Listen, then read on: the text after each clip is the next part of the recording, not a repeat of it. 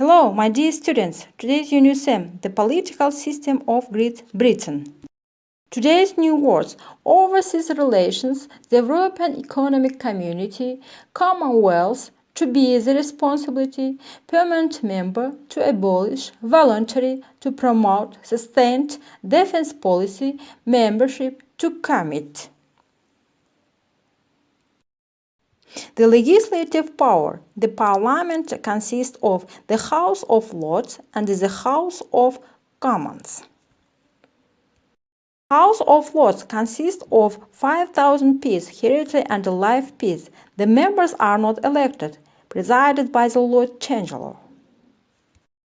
House of Commons consists of 650 members, elected for a period of 5 years, can make any law for the whole United Kingdom.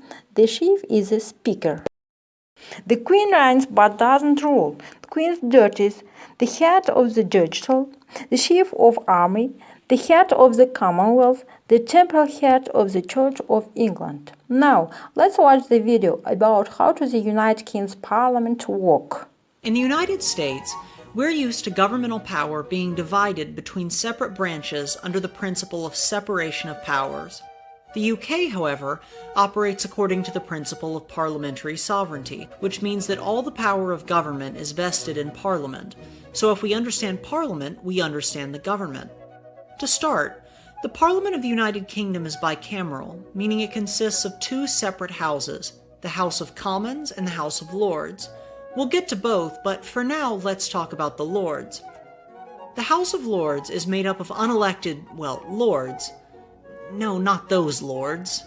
Yes, those lords. Meaning citizens who either inherited their title via family ties or by royal appointment.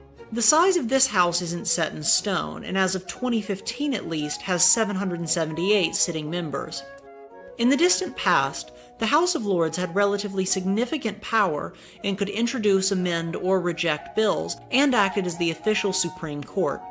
Today, though, the Lords retain only their ability to introduce bills or delay them. Think filibuster.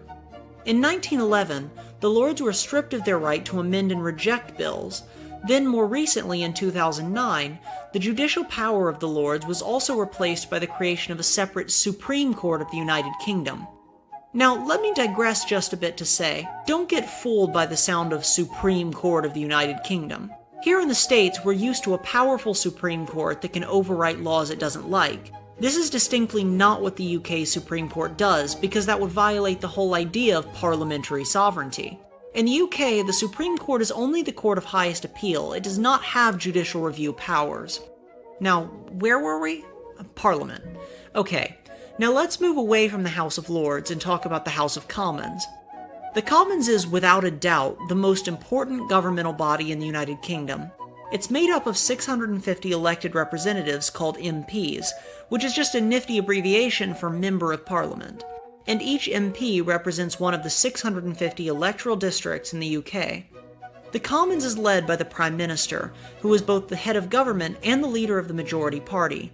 With only a few caveats, the House of Commons is the body responsible for introducing, voting on, and enacting policies. Its power is only checked by the threat of a delay from the House of Lords, or a highly unlikely veto from the Queen. And by highly unlikely, I mean it hasn't been done since 1706 unlikely. So with this much power, how is the House of Commons elected? As mentioned before, each MP represents an electoral district, where they're elected by plurality. This means that to win an election, candidates only need the highest number of votes, but not necessarily a majority. So for example, if Red gets 40% of the vote and the next best candidate gets 30%, Red still wins, even without 51%. And, unlike in most countries, elections in the UK do not occur on a strict schedule. Instead, the House of Commons has to call an election when they deem it necessary. They're allowed to call an election essentially whenever they want, the only caveat being they must do it within 5 years after the last election. When an election is called, citizens only vote for their local MP in the House of Commons. Unlike presidential systems, citizens don't directly choose the Prime Minister. Instead, whichever political party wins a majority of seats in the House of Commons is allowed to form a government. When a new government is formed, the winning party's leader becomes prime minister, and its highest-ranking members become cabinet members. During an election, each party makes its shadow cabinet public. That is, a list of who they'll put in power if they win the majority. So voters know who will be prime minister and, say, secretary of justice before they go to the polls. So all of this leaves a burning question. What happens if no party wins a majority? This scenario is called a hung parliament, and in most cases, the most successful party will form a coalition government with one or more other parties by agreeing to compromise on some of their positions and share some of the power among them. This happened in the 2010 election, when the Conservative Party came in under a majority and formed a coalition with the Liberal Democratic Party. Under this arrangement, the Prime Minister was a Conservative, but the Deputy Prime Minister was a Liberal Democrat, and the Conservatives agreed to hold votes on the important Liberal Democratic issues. Now, after all this talk about Parliament, you might be asking yourself where the monarchy fits into all of this. Well, to start, the Prime Minister is the head of the government, but the monarch is the official head of state. It's also technically the job of the monarch to appoint the Prime Minister.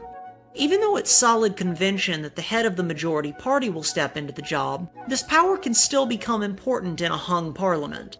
If no party is willing to form a coalition, the Queen may be forced to intervene and declare a Prime Minister to force compromise.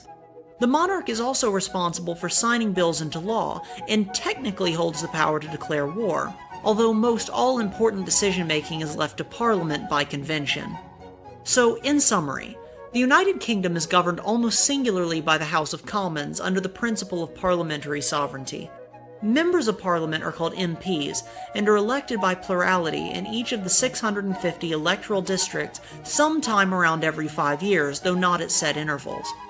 After an election, the winning party elevates its shadow cabinet into governing positions and its party leader becomes Prime Minister. The House of Lords is unelected and can delay legislation, but has almost no real power. And finally, the Queen acts as head of state and has substantial reserve powers, but abstains from using them. Now, your homework is answer the questions. First, what can you say about Britain's diplomatic status? The second, what's the role of Great Britain in the work of the European Community?